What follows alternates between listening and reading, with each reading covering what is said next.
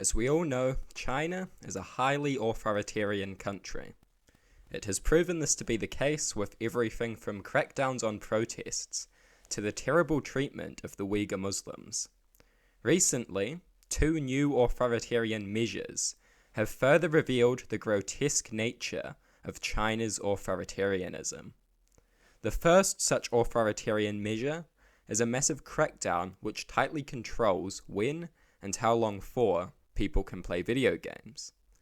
People under the age of 18 get 3 tightly controlled hours on the average week where they can engage in these activities. The Chinese government thinks it is their business which harmless hobbies people enjoy in their spare time. The Chinese government is incredibly authoritarian and wants to control every aspect of people's lives.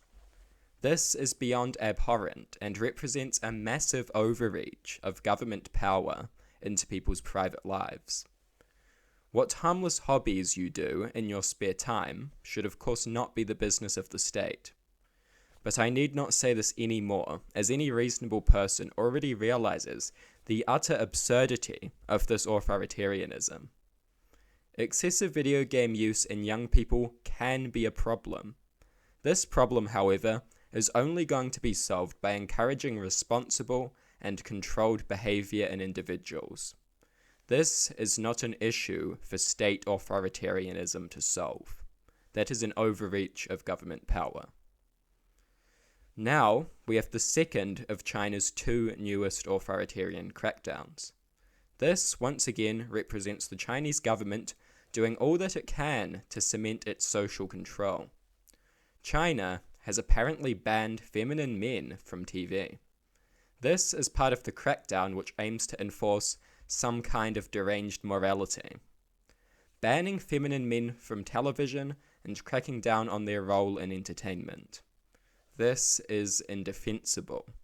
Perhaps even the tankies will struggle to come up with a defense here. This is literally just the most basic of fascist-style moves. Using authoritarianism to crack down on unconventional behavior to enforce some conception of the right morality. People should obviously be allowed to act as they want and be themselves as long as they aren't causing anyone any harm or being unreasonably indecent. The Chinese government does not agree with this, and it wants to control people in every way that it can. It demands control not just over the country at large, but over the private affairs of every individual. This is what it has proven in these recent crackdowns. These people leading this government are right-wing authoritarians.